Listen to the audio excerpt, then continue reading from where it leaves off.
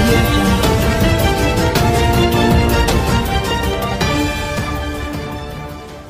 గారు రాములు గారు లక్ష్మారెడ్డి సారు శ్రీనివాస్ గౌడ్ అన్న అందరం కలిసి నిజంగా జంగల్ కోతున్నామేమో అనుకుని జంగల్ కోతిమి.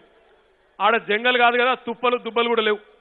ఆడ పులులు సింహాలు కావు, గండు విల్లులు ఉడతలు కూడా లేవు.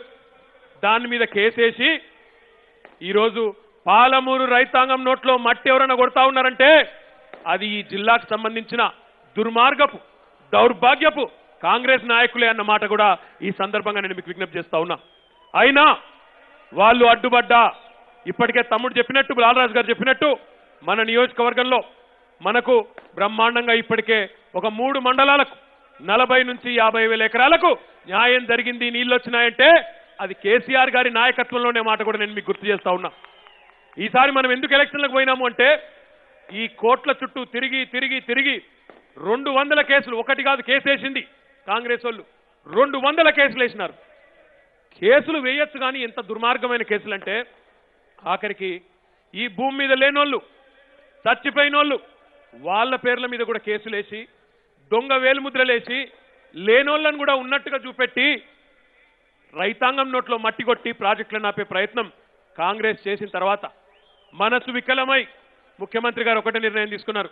ఇక ఈ కోర్టు ఆ కోర్టు కాదు, ప్రజాస్వామ్యంలో అన్నిటికన్నా పెద్ద కోర్టు ప్రజా కోర్టు. అందుకే మీ దగ్గరికే వచ్చినాం, మిమ్మల్నే తీర్పు చెప్పమని అడుగుతా ఉన్నాం. ఇది న్యాయమేనా?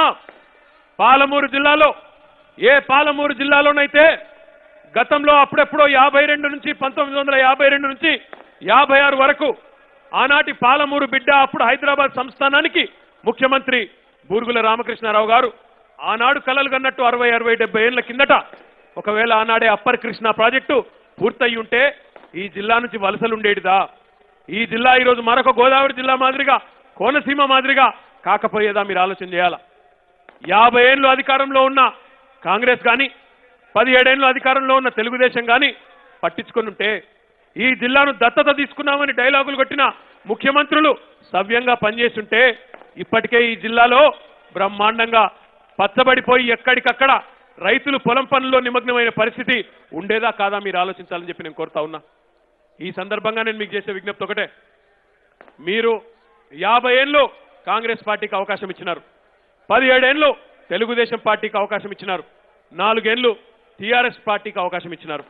మీ కళ్ళ ముందే ఉన్నది టీఆర్ఎస్ పాలన ఎట్లా ఉన్నది, కాంగ్రెస్ తెలుగుదేశం పాలన ఎట్లా ఉండే మీ కళ్ళ ముందే ఉంది. ఒక్కసారి ఆలోచించమని కోరుతా ఉన్నా. ఒక్క పెన్షన్ల విషయమే తీసుకుంటే పెన్షన్లు గతంలో కూడా ఉండేది. తెలుగుదేశం ప్రభుత్వంలో అప్పుడు పెన్షన్లు ఉండేది, ఎంత ఉండేది? 70 రూపాయలు. ఆ 70 రూపాయల పెన్షన్లు ఊళ్ళే 10 మందికి వస్తే 100 మందికి రాకపోయేది. ఆ రానోళ్ళు పోయి బాలరాజు గారు లాంటి ఎమ్మెల్యే వస్తే లొల్లి పెట్టేది పోయి, ఏమయ్యా ఎమ్మెల్యే గారు మాకెందుకు ఇవ్వవు అని. ఏమన్నారు అన్నాడు, ఆ 10 మందిలో ఎవడో ఒకటి చచ్చిపోతాడులే, చచ్చిపోయిన తర్వాత నీ పేరు కూడా రాస్తాం పో అనేది. అది తెలుగుదేశం పార్టీ పరిస్థితి, ఆ ప్రభుత్వం పరిస్థితి. ఆ తర్వాత కాంగ్రెస్ ప్రభుత్వం వచ్చింది, 200 పెన్షన్ వచ్చింది. ఆ 200 పెన్షన్కే చారాన కోడికి బారాన మసాలా అన్నట్టు ఆహా ఓహో ఇక మమ్మల్ని మించినోడు లేడు, 200 అంటే మహాభాగ్యం, దానికే బిల్డప్ ఇచ్చినారు. ఇలా మీరు ఆలోచించాలని కోరుతున్నా.